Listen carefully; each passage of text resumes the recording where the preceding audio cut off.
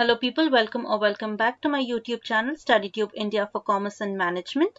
In this lesson, we will be studying the concept of autonomous maintenance, also referred to as Jishu Hazen, which is the first step in implementing total productive maintenance under production and operations management.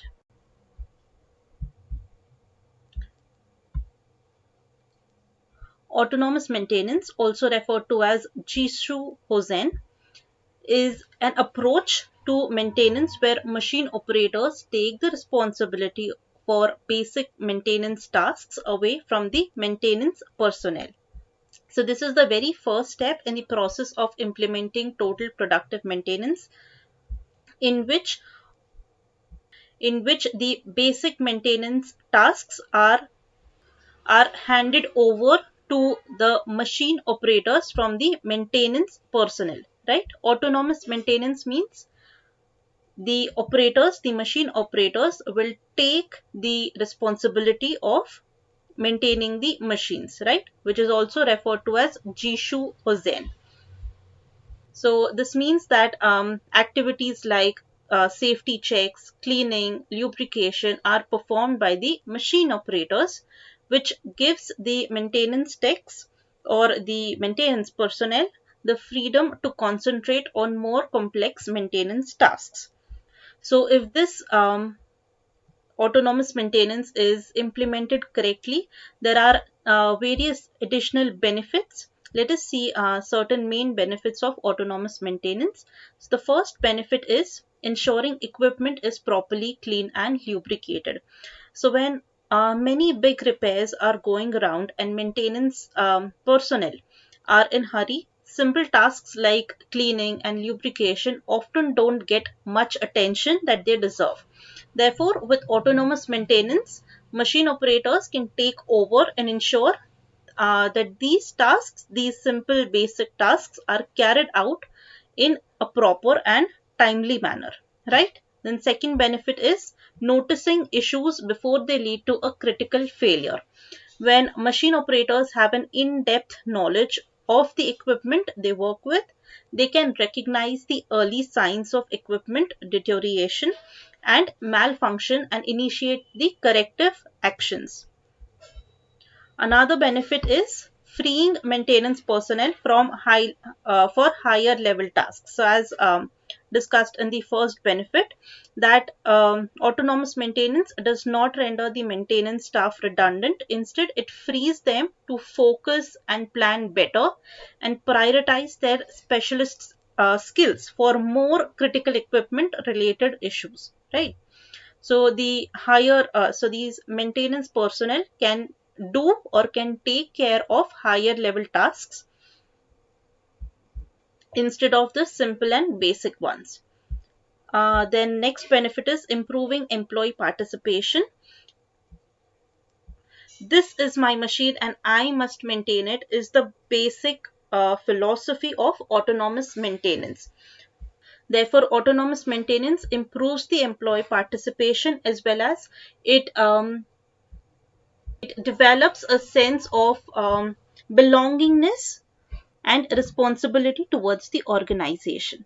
And the next benefit is improving overall safety. So due to continuous upkeep of machinery as well as cleaner and better organized surroundings, there are fewer risks of injuries due to clutter and disorderliness. So overall, these benefits help you maximize equipment effectiveness and safety, eliminate wastes, and which basically results in productivity, right? So let us see what are the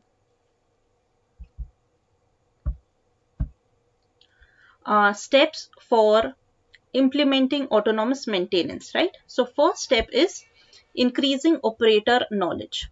So using equipment and understanding how it works are two very different things. The effectiveness of autonomous maintenance rests first and foremost on the operators getting familiar with their machine's interior workings, basically understanding how the machines work, right?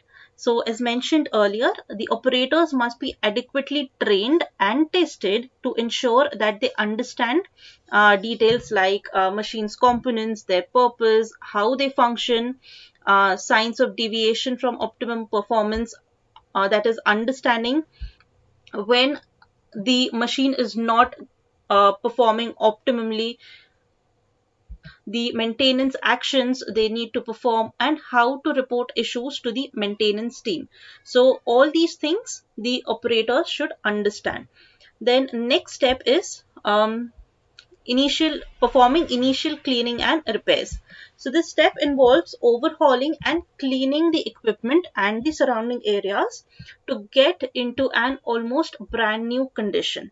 So the usual tasks at this stage will cover deep cleaning the machines, including removal of dust and dirt, lubricating and oiling for equipment that requires lubrication, identifying and eliminating the signs of deterioration such as leaks, cracks, rust, all these things, then tightening of any loose nuts and bolts. So it is a good practice to document any observations and the restorations done that were used during this process. So what will this do? That this information can serve as a valuable reference for the operators later on in future, right? So once the initial cleaning is finished and equipment is in the peak condition again, it is important to attempt the third step, that is eliminating contamination and improving the access. So elimination contamination starts by promoting clean habits among the operators. However, it may be necessary to complement their efforts by using high quality sealing and machine covers, right? Then promoting orderliness, that is the surrounding of the assets and the machinery, plant and equipment should be clean, neat, free from dirt and spills. Right, so tools should be stored properly so that the operators can reach to them quickly when required.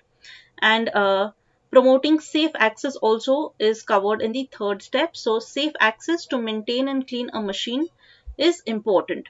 Also, cleaning a machine while it is running can be dangerous. So LOTO, that is lockout or tag out, would be prerequisite for continuing the task if the operators cannot reach the contamination areas without risking injury. Now, once all these three steps are done, the fourth step is setting standards for cleaning and inspections. So, the success of autonomous maintenance depends heavily on a culture of discipline and orderliness, right?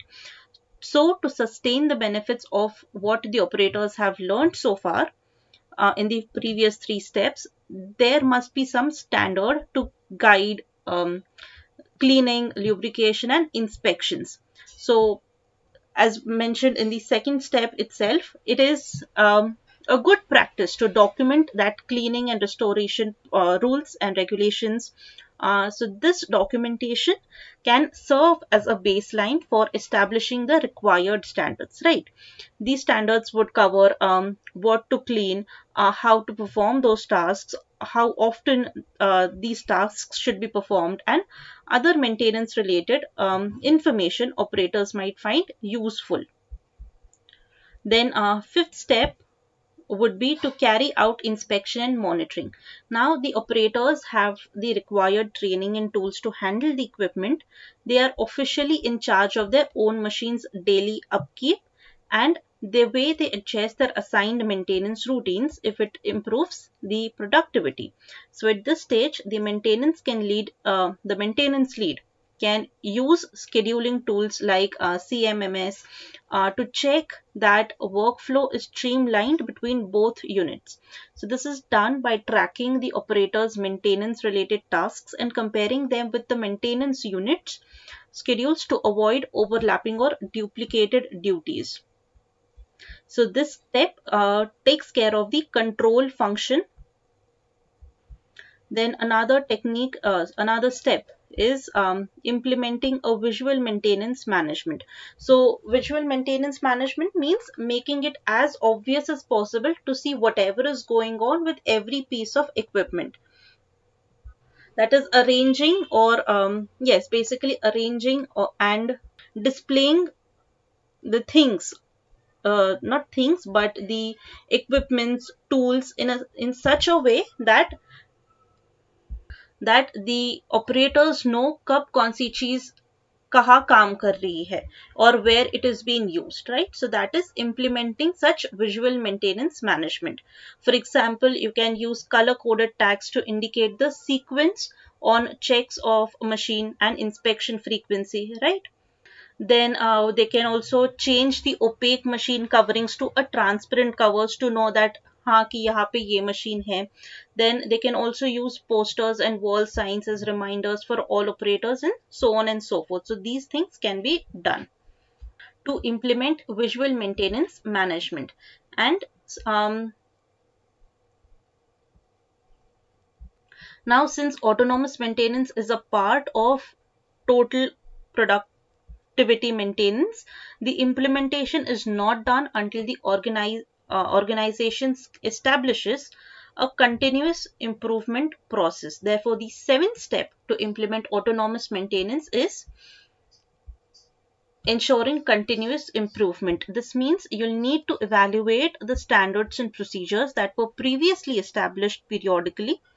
So this enables you to spot any shortcomings, loopholes, and find new places for improvement. Clear? So yes, people, this was the concept of autonomous maintenance, also referred to as Jishu Hosen, under which is one of the pillars of total productive maintenance. I hope you've understood this concept. If you have any doubts or difficulties in this lesson, please let me know in the comment section below. I will be more than happy to help you with it. Thank you so much for watching. I really appreciate it. I'll see you in the next class. Until then, take care and happy learning.